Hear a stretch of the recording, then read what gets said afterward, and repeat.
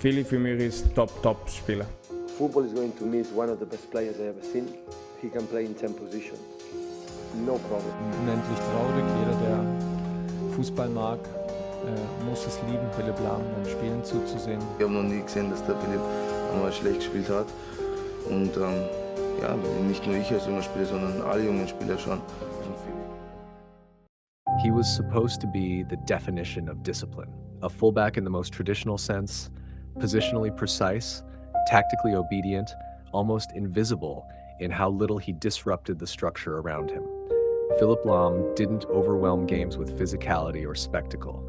He held his line, closed his space, and kept everything where it was supposed to be. In a system built on roles, he represented the ideal, a player who understood exactly where he belonged and never strayed from it. And then, without changing the game's pace or its rhythm, he stepped into midfield under Pep Guardiola, and nothing collapsed.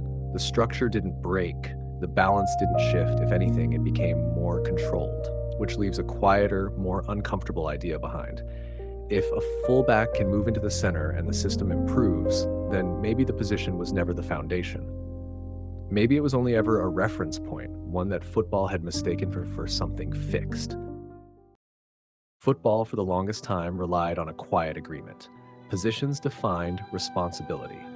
Fullbacks protected width, midfielders controlled the center, and the balance between them created order. It wasn't just tactical, it was psychological. Players understood where danger came from because they understood where everyone was supposed to be. At Bayern Munich, that structure was even more pronounced. Roles were clear, spacing was disciplined, and control came from predictability. In that world, a fullback drifting centrally wasn't innovation, it was instability. And yet, even before Pep Guardiola arrived, there were small inconsistencies in how Philipp Lahm interpreted that role. Not obvious enough to disrupt the system, but subtle enough to question it. Instead of holding the touchline indefinitely, he would step inside at moments when the game slowed, positioning himself closer to the pivot, almost as if anticipating a different responsibility. It didn't break anything. In fact, it often made circulation cleaner, angles sharper, but it introduced a quiet contradiction. If the system improved when he left his position, was the position ever the point? What made it easy to ignore was how controlled it all looked. Lahm didn't roam, he chose his moments with precision. There was no chaos, no visible risk, just slight adjustments in spacing that most wouldn't even register in real time. Teammates adapted without needing instruction, opponents hesitated without knowing why. It felt like discipline, not deviation. But that's exactly what made it dangerous, because when disruption looks like control, it doesn't get corrected, it gets absorbed. And that's where the first crack forms. Not in a single match, not in a single action, but in the logic itself. A fullback was stepping into spaces he wasn't meant to occupy, and instead of weakening the structure, he was quietly strengthening it. The system still looked the same from a distance, but up close, its foundations were starting to shift. The shift didn't arrive with noise. There was no visible reset, no dramatic repositioning that forced attention. It happened inside the flow of a match, almost unnoticed at first. Against Manchester City in the Champions League, Pep Guardiola didn't ask Philipp Lahm to play differently. He simply placed him in a space that redefined everything around him. What looked like a fullback stepping forward was, in reality, a redistribution of control. And the moment it happened, the structure didn't hesitate. In one phase of build-up, Lahm receives the ball not near the touchline, but in the central corridor, positioned between lines that were never meant to include him. The immediate expectation should have been disruption, a broken shape, confusion in spacing, but instead the opposite unfolds. The backline subtly narrows, the midfield adjusts its angles, and passing lanes begin to open with unusual clarity. Nothing about the movement is rushed. Nothing feels forced. It's as if the system had already accounted for this possibility, even though it wasn't supposed to exist. What makes the moment significant isn't the action itself, it's what it allows. From that central position, Lahm doesn't just recycle possession. He dictates tempo in a way that bypasses traditional midfield pressure. Opponents hesitate. Do they step out to press him and leave gaps behind, or hold their shape and concede control? That hesitation becomes the real advantage. Because, for a brief second, the structure on the other side stops reacting to the ball and starts reacting to the uncertainty he creates. And that's where the idea fully reveals itself. This wasn't a fullback temporarily stepping into midfield. It was a system proving that roles could be reassigned without losing balance if the player understood the space well enough. The position hadn't changed the player. The player had exposed the flexibility of the position. And once that became visible, even for a moment, it was no longer something that could be ignored. What looked like a controlled adjustment in a single match didn't stay isolated. It began to repeat, not as improvisation, but as structure. Philipp Lahm stepping into midfield was no longer a response to a situation. It became part of how Pep Guardiola wanted the game to function.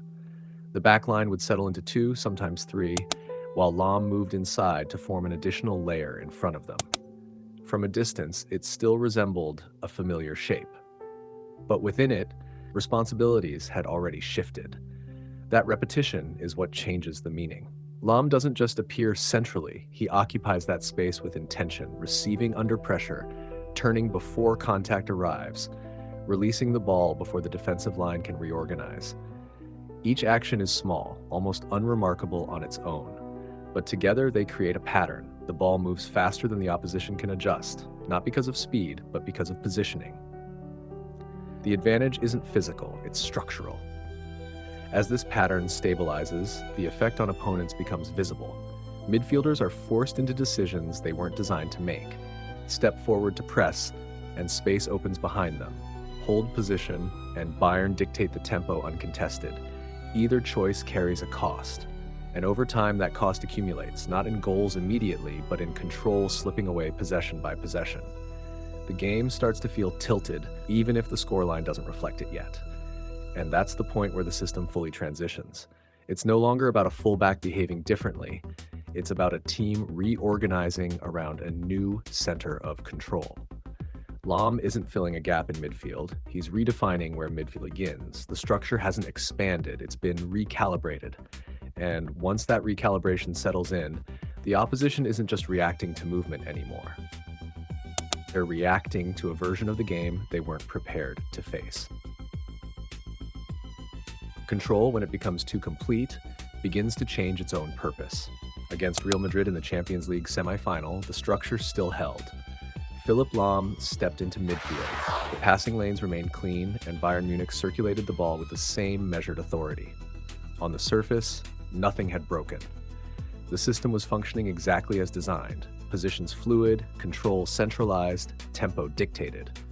But the game itself had begun to resist. Because control alone doesn't force reaction, it invites patience.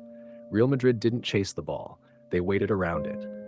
Their shape stayed compact, their lines disciplined, allowing Bayern to keep possession without ever truly destabilizing them. Lahm, positioned centrally, could dictate rhythm, but rhythm without disruption becomes predictable.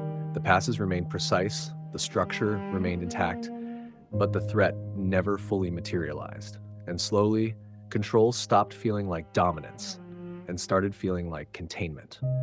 That's where the pressure shifts, almost invisibly. Bayern commit more bodies forward to convert control into penetration.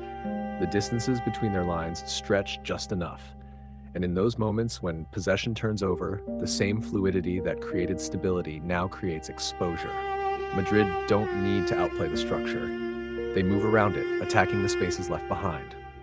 What was once a controlled system begins to fracture under transition, not because it failed, but because it asked the wrong question of the game. And that's the limit revealed. Fluid roles can preserve control, but they don't guarantee imbalance. Lahm's movement into midfield solved one problem, how to dominate structure, but introduced another, how to break it. The system hadn't collapsed. It had reached a point where control, without variation, became its own constraint. And in that realization, the idea faces its first real resistance, not from chaos, but from a team that refuses to be moved. What followed wasn't a rejection of the idea, it was its refinement. The image of Philipp Lahm stepping into midfield didn't disappear after that season. It spread, quietly at first, then everywhere.